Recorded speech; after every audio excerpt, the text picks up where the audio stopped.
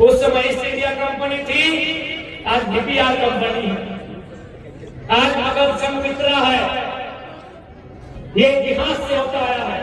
जब जब किसानों ने अपनी आवाज को उठाया है, जब जब अपनी जमीन को बचाने के लिए, जब जब अपनी अस्मिता को बचाने के लिए, जब जब अपने हक अधिकार की लड़ाई लड़ी है, हमारे कुछ भाइयों को उधर से हमारे खिलाफ खड़ा कर दिया जाता है। इसलिए मैं तमाम पुलिस कर्मियों को कहना चाहूंगा, जितने भी पुलिसकर्मी हैं, आप किसी राजा के बेटे नहीं है, आप अंबानी अडानी के दामाद नहीं है, आप ये मिडिल क्लास फैमिली से हैं, इस बात को याद रखिएगा। इसलिए जब जब कोई विस्थापितों का आंदोलन होगा, आप अपनी ड्यूटी कीजिएगा, जल्दी नहीं कीजिएगा। आपको हम कहना चाहते हैं,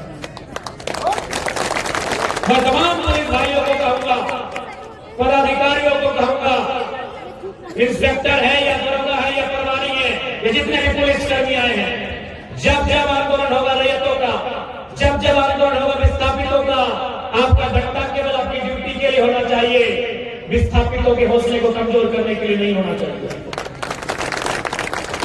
आपको मैं स्पष्ट कहना चाहूंगा, क्योंकि जिस दिन आपका सामना में विस्थापन से होगा, जिस दिन आपका सामना विस्थापन से होगा, याद रखिएगा, आप अपने हाथ में जो सरकार ने डंडा दिया है, इस डंडे को छोड़कर आप बंदूक उठा लो। इतना दर्दनाक होता है विस्थापन का पीड़ा। ये लाइन में विशेषकर उन सरकारी भाइयों को कहूंगा जो पुलिस प्रशासन से जुड़े हैं, जो दरोगा है, जो सिपाही है, जो बीडीओ है, जो डीएसपी है, जो थानेदार है, मैं ये लाइन उनके लिए कहूंगा, जिस दिन आपका सामना विस्थापन से हुआ, आप ये वर्दी को छोड़कर अपने हाथों में जो डंडे सरकार ने आपको दिया है, इसको छोड़कर आप भी बंदूक उठा लेंगे। इतना दर्दनाक होता है विस्थापन की पीड़ा। इसलिए आपको भी समझना होगा, ड्यूटी कीजिए, ड्यूटी का आपका हम सम्मान करते हैं, आदर करते हैं, सत्कार करते हैं, लेकिन ड्यूटी में आप इतने भी मजबूर मत हो जाइएगा कि आपको मजदूर किसानों पर लाठियां चलानी। हम तो पूजा कर ली, तो इबादत कर ली, हम खुश भाई गए, हम पहले ही हो बताओ पर की तकलीफ हो, कोई आगे वाला ना हो। आज तोर संघर्ष, तोर हिम्मत, तो यह तोरा जाए के तोरा न्याय दिले, तोर संघर्ष ही तोर मंजिल के पार लेके दिले। तो इसलिए टोनी तैयार है कि आज जिस प्रकार से टोनी के आसपास के क्षेत्र में टोनी के जमीन अधिग्रहण भय रहा, जमीन अधिग्रहण के कारण किया है कि कोयला के खनन करना है। एक बात स्पष्ट जान ले, कोई भी विकास के विरोधी ना है, कोई भी विकास के विरोधी ना है। यदि कोयला कोड़े से और उस कोयला के कोड़ के इंटरनेशनल मार्केट में बेचे से अगर हमारा देश, हमारा हिंदुस्तान, हमारा झारखंड तरक्की करे, तो तरक्की में कोई बाधक नहीं है। लेकिन सवाल है उस तरक्की में हम हैं कि नहीं।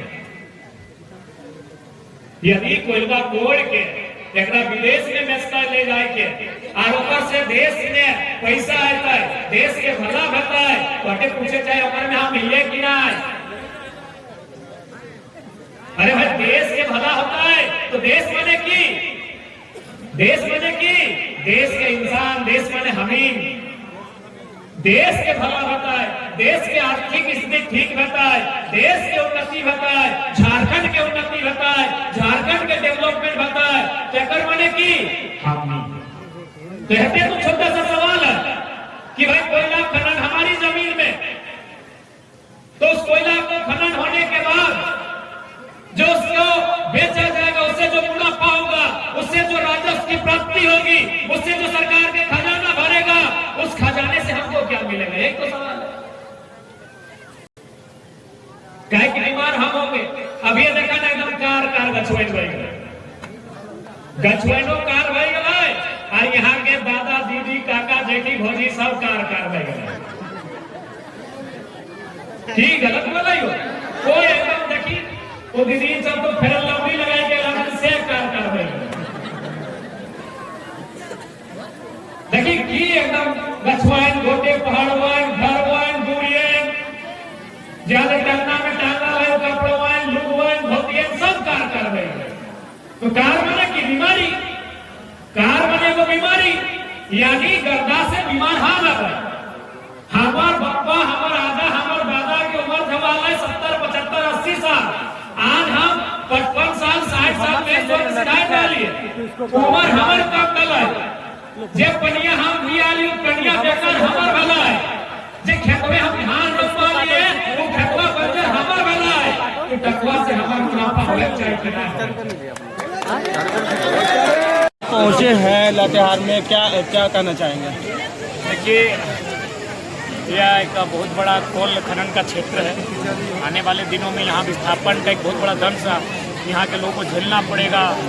बहुत प्रकार की बीमारियों का, बहुत प्रकार की समस्याओं का सामना करना पड़ेगा। हम वही कहना चाहते हैं आज की सभा के माध्यम से तमाम प्रबंधन को, प्रशासन को, कि यहाँ के लोगों को विस्थापित जो होंगे उन्हें विधिवत विस्थापित किया जाए, उन्हें नियोजन दिया जाए, उन्हें मुआवजा दिया जाए, कृषि भूमि के बदले कृषि भूमि दिया जाए और उनकी सुरक्षा हो, शिक्षा, स्वास्थ्य, सड़क, बिजली, पानी की सुविधा दी जाए। आज आप देखिए घरों की क्या स्थिति है, पेड़ों की स्थिति देखिए। ये तो पेड़ है, नहीं तो और भयानक बीमारियों की चपेट में लोग आते हैं, क्योंकि पेड़ कार्बन डाइऑक्साइड को अपने अंदर सोखने का काम करता है, बहुत प्रकार के गैसों को सोखने का काम करता है, गंदगी को अपने में लेकर हवा को ठीक करता है। नहीं तो आज क्या स्थिति होती है इस गांव की, ये कल्पना नहीं कर सकते। देख सकते हैं गांव की क्या स्थिति है, हरे पेड़ पूरी तरह से काले हो चुके हैं।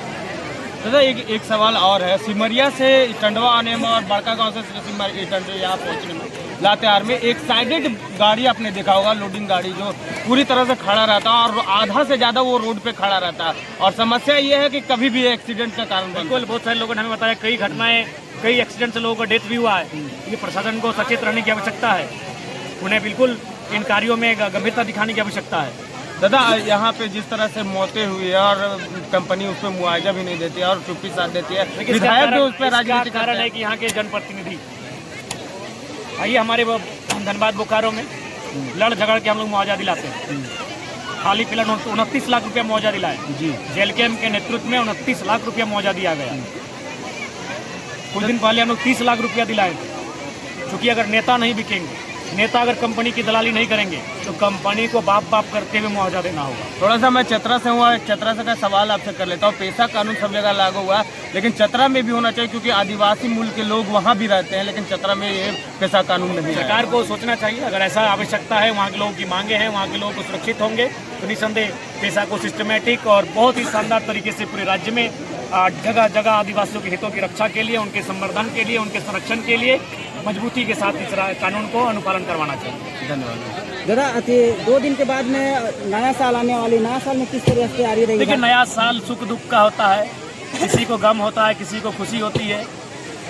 और नया साल अगर झारखंड की बात करेंगे तो झारखंड का एक हिस्सा मातम भी मनाता है। कोल्हान, सरायकेला, खरसवां, जहाँ 1 जनवरी 1948 को एक भयानक गोलीकांड हुआ था जिसमें हजारों लोगों की शहादत हुई थी। तो निसंदेह एक मिश्रित दिन होता है झारखंड के दृष्टिकोण से देखा जाए तो। दादा इस क्षेत्र में इस कार्यक्रम के बाद क्या कुछ नया देखने को मिलेगा? देखिए, यहाँ के लोगों, मैंने वही कहा, अगर आप लड़ने के लिए तैयार हैं, आप अगर एकजुट होने के लिए तैयार हैं तो लड़ाई लड़ने में सही होगा।